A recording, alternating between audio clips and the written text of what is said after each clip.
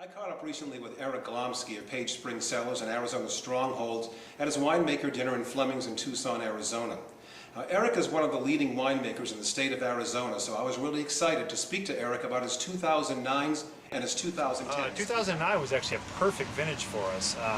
Normally we get monsoon rains at the end of our growing season. They were almost non-existent, so we had very little fungal pressure. We saw wines. We picked the grapes exactly when we wanted to pick them without any pressure from the climate. The white wines were beautiful, aromatic, and actually we had lower alcohols than usual, which was very exciting.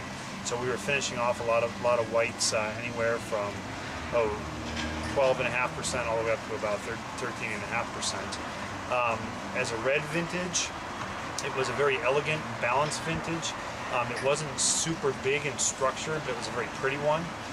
I'd say as far as favorites from this last vintage, in the white world, I think the Sauvignon Blanc was just stunning.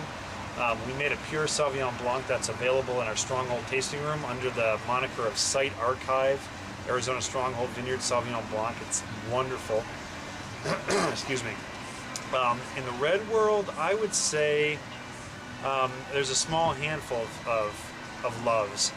We did a 200 case bottling of a wine called Lozen. Lozen was actually a female Apache warrior, and it's a Meritage blend. It's Cab Franc, and Merlot.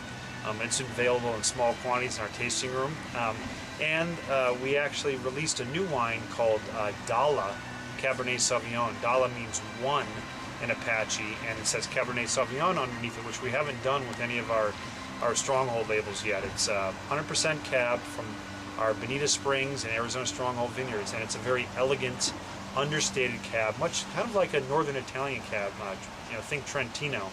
13.6% alcohol, aged in oak, but no new oak whatsoever. So it's a very clear expression of the grape and the site that it came from. 2010 vintage, so Eric makes some changes to both his whites and his reds. On the white side, there's an increasing prominence of the grape Malvasia, which not just in Eric's wines, but in wines of vintners across the state, and everybody is very excited about this grape for the future. On the red side, it was kind of a big, bold year, and so Eric pulled back a little bit on his phenolic extraction just to try to soften the edges a little bit. Let's hear from Eric a little bit more. Probably the neatest thing we did this last year is we decided to start soaking our Malvasia on the skins. So really we started treating the Malvasia a little more like a red wine, where we actually destem it rather than pressing it as whole cluster. We put it into a stainless steel tank, chill it down, and hold it for several days so that more of the character of the skins, the aromatics, the flavors can leach and soak into the juice. Then we take the berries, pour them into our press, and then press them. And what we found is we were able to heighten the aromatic and flavor intensity of the Malvasia by doing this, which is really exciting to us because Malvasia is definitely one of our white grape loves in Arizona. And now all of a sudden we've been able to kind of turn the volume up on that a little bit.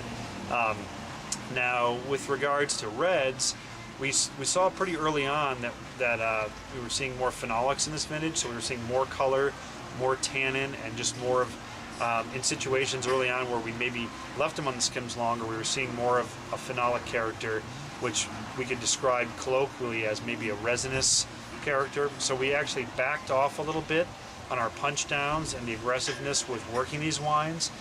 We were still able to extract a lot of color. We went for more cold soaking up front. When you keep the must cold at first, you can extract what we call aqueous or water-based extraction. You can get water-soluble tannins, water-soluble color, and those tend to be a little gentler and more approachable than the things that you get when you get alcohol extraction later in the fermentation.